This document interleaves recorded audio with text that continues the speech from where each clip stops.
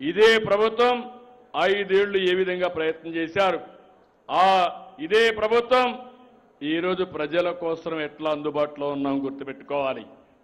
ఇప్పటి వరకు 50 కోట్ల మంది ఆర్టీసీ ఉచిత ప్రయాణాన్ని ఉపయోగించుకున్నారు, ఉచితంగా ప్రయాణాలు చేశారు. ఇంకో పక్కన నేను డిఎస్ఏ పెడతా అన్నాను, కానిస్టేబుల్స్కి ఇస్తా అన్నాను. చెప్పిన మాట ప్రకారం మెగా డిఎస్ఏ పెట్టా, పిల్లలందరికీ ఉద్యోగాలు క్రియేట్ చేయడానికి ముందుకు పోతున్నా. 20 నెలల్లో 6,58,000 మందికి ఉద్యోగాలు ఇచ్చిన ఘనత ఈ ఎన్డీఏ ప్రభుత్వానికే దక్కింది. ఎక్కడ చూసినా గుంతలు పడిపోయిన రోడ్లు భయంకరంగా ఉన్నాయి. నా దగ్గర డబ్బులు లేవు, మనసుంది, ఏం చేస్తామో చేయమన్నా. ఇక్కడే జనార్దన్ రెడ్డి గారు ఉన్నారు, ఇక్కడే మా కేశవ్ గారు ఫైనాన్స్ మినిస్టర్ ఉన్నాడు. ఆయన కేశవ్ అయితే ఏది అడిగినా డబ్బులు లేవంటామంటే డబ్బులు ఎట్టొస్తాయో ఆలోచిద్దాం, ముందు శాంక్షన్లు ఇమ్మన్నాను. ఈ రోజు ఘనంగా చెప్పగలుగుతున్నా, సంతోషంగా చెప్పగలుగుతున్నా, నంద్యాల జిల్లాలో ఆర్ఎండ్బి రోడ్లన్నీ కూడా గుంతలు లేని రోడ్లుగా తయారు చేశాం. ఇంకా పంచాయతీరాజ్ రోడ్లో నాకు ప్రాబ్లం ఉంది. నేను పవన్ కళ్యాణ్ గారు మొన్న కూడా ఆలోచించాం.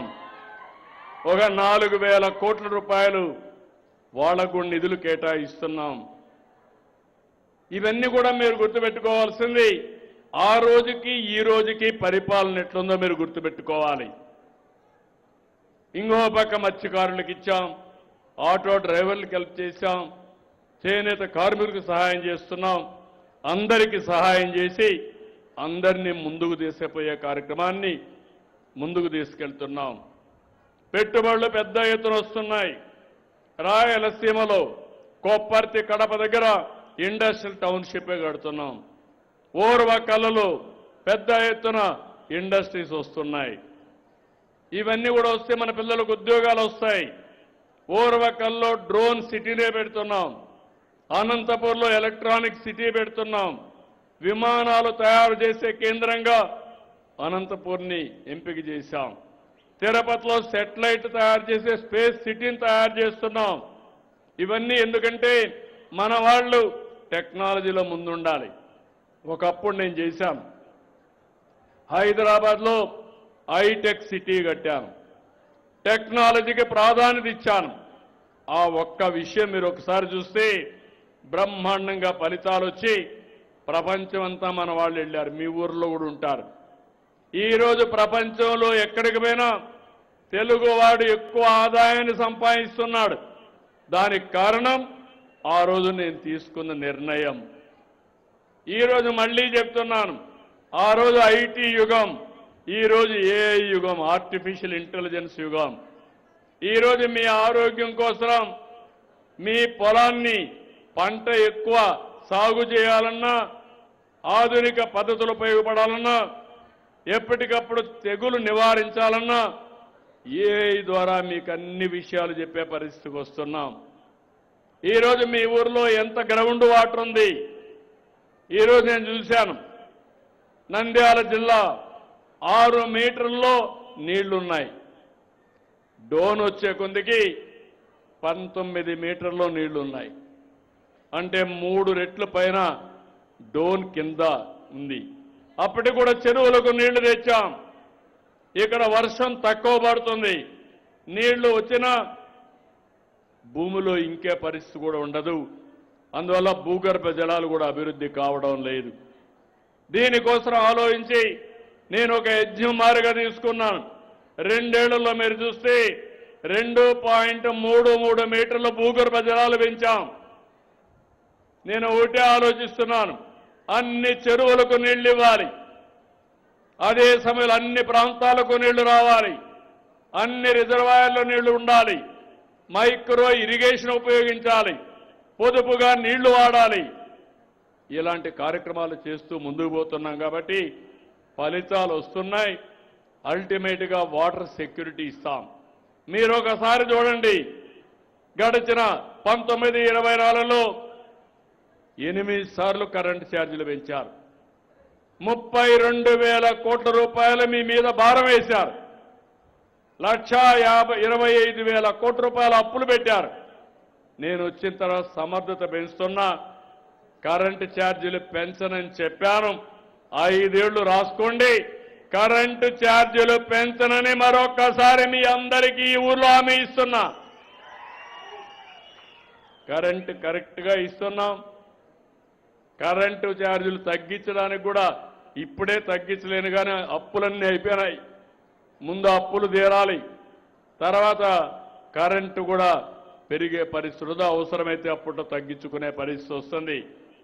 మొన్ననే మీరు చూశారు, ఆనాటి పాలకులు 4,600,000 కోట్ల రూపాయలు ట్రూ అప్ ఛార్జెస్ అని వేశారు. నేను వస్తానే, అవసరమైతే నేనే భరిస్తా, దాన్ని వినియోగదారులపైన వేయద్దని దాన్ని కూడా రద్దు చేశా. అంటే మీ మీద 4,600 కోట్లు గడిచిన ప్రభుత్వం వేసినటువంటి భారాన్ని తగ్గించాం. ఇలాంటి వినూత్నమైన కార్యక్రమాలతో ముందుకు పోతున్నాం. ఈరోజు మీరు చూస్తే 22 లక్షల కోట్ల రూపాయలు పెట్టుబడులు వచ్చాయి. 23 లక్షల మంది మన యువతకు ఉద్యోగాలు వస్తాయి. ఇంకో పక్క మీ అందరి కోసం నేను ఎప్పటికప్పుడు మీరు చూస్తే ఒపీనియన్ కూడా తీసుకుంటున్నా. ఈరోజు ఇక్కడికి వచ్చినప్పుడు ఈ గ్రామాన్ని నేను చూశాను. ఈరోజు సివిల్ సప్లైస్ ఉంది. గ్రామాన్ని మీరు చూస్తే 94.87% సాటిస్ఫాక్షన్ ఉంది. రూరల్ వాటర్ సప్లై ఉంది, చాలా తక్కువ ఉంది, 34% ఉంది. ట్యాప్ ద్వారా నీళ్లు ఇవ్వాలని, కొళ్ళాయి ద్వారా నీళ్లు ఇవ్వాలని ఈ ఊరోళ్ళందరూ కోరుకుంటున్నారు. నేను కలెక్టర్కి ఆదేశాలు ఇస్తున్నా, తప్పకుండా జేజేఎం కింద ఈ గ్రామానికి పూర్తిగా కొళ్ళాయి ద్వారా నీళ్లు ఇచ్చే బాధ్యత, కొళ్ళాయిలు ఇప్పించే బాధ్యత తీసుకుంటాం. ఇంకో పక్క పంచాయతీ రాజ్లో 98% సాటిస్ఫాక్షన్ ఉంది. హౌసింగ్ లో 83% ఉంది. ఉమెన్ అండ్ చైల్డ్ వెల్ఫేర్ లో 91% ఉంది. ఫ్యామిలీ వెల్ఫేర్ లో 95% ఉంది. అగ్రికల్చర్ లో 81% ఉంది. హార్టికల్చర్ లో 83% ఉంది. ఫ్యామిలీ పబ్లిక్ హెల్త్ లో 96% సాటిస్ఫాక్షన్ ఉంది. అనిమల్ హస్బెండరీ, ఆవులు కానీ పాడి పరిశ్రమ ఇవన్నీ కూడా చూస్తే 85 ఉంది.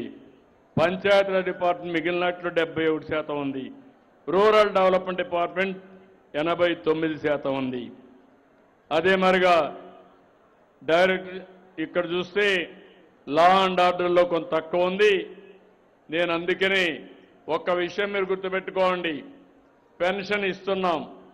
పెన్షన్ ఇస్తానే మీకు ఒక ఫోన్ వస్తుంది. వస్తా ఉందా? అడుగుతున్నావా? మీరందరూ బటన్ నొక్కుతున్నారా? నేను ఏ పని చేసినా మీ యొక్క ఆమోదం తీసుకొని, మీ ఫీడ్బ్యాక్ తీసుకొని, ఏ అధికారి సరిగా పనిచేయకపోతే ఆ అధికారి పైన దృష్టి పెడుతున్నా. ఏ రాజకీయ నాయకుడు మీకు అందుబాటులో లేకపోతే ఆ రాజకీయ నాయకుడిని ఒత్తిడి పెంచుతున్నా. నా ఆలోచన ఒకటి, మీరందరూ అభిమాని